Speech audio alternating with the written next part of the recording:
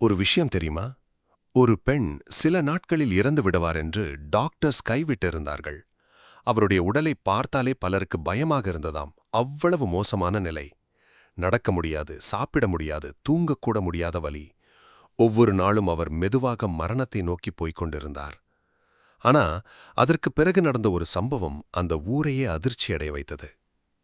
ஏனெனில் ஒரு நாள் காலை படுக்கையிலிருந்து எழ முடியாத அந்த பெண் திடீரென்று நடந்து வெளியே வந்தாராம். அதை பார்த்த மக்கள் அங்கேயே உறைந்து போய்விட்டார்கள். அந்த பெண்ணின் பெயர் ரோடா வைஸ். பல வருடங்களாக கடுமையான நோயால் அவதிப்பட்டார். பல அறுவை சிகிச்சைகள், தாங்க முடியாத வலி. ஒரு நேரத்தில் அவருடைய உடலில் இருந்த காயங்கள் மிக மோசமான நிலைக்கு சென்றதாக சொல்லப்படுகிறது. அவரை பார்த்தவர்கள் கூட அழ ஆரம்பித்து விடுவார்களாம். டாக்டர்ஸ் கூட இனி எதுவும் செய்ய முடியாது என்று சொல்லிவிட்டார்கள்.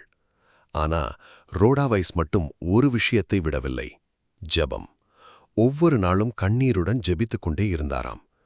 அந்த நேரத்தில் அவர் ஒரு விசித்திரமான விஷயத்தை சொல்ல ஆரம்பித்தார்: இயேசு எனக்கு தோன்றினார் என்று. முதலில் யாரும் நம்பவில்லை. வலியின் காரணமாக அப்படி பேசுகிறார் என்று நினைத்தார்கள். ஆனால் அதற்கு பிறகு நடந்ததுதான் அனைவரையும் அமைதியாக்கிவிட்டது. ஒரு நாள் ரோடா வைஸ் திடீரென்று என்னுடைய வலி குறைந்து வருகிறது என்று சொன்னாராம். மெதுவாக அவருடைய உடல்நிலை மாற ஆரம்பித்தது. சில நாட்களில் படுக்கையிலிருந்து எழுந்தார், நடந்தார், சாப்பிட்டார், சாதாரணமாக பேச ஆரம்பித்தார். இதைக் கண்ட மக்கள் அதிர்ச்சியில் கண்ணீர் விட்டார்களாம். ஏனெனில் சில நாட்களுக்கு முன்பு வரை அவர் உயிர் பிழைப்பதை கடினம் என்று டாக்டர் சொன்னார்கள். ஆனால் இப்போது அவர் எல்லோருக்கும் முன்பாக நடந்து கொண்டிருந்தார். இந்த சம்பவம் பரவ ஆரம்பித்ததும் நூற்றுக்கணக்கான மக்கள் அவரை பார்க்க வந்தார்கள்.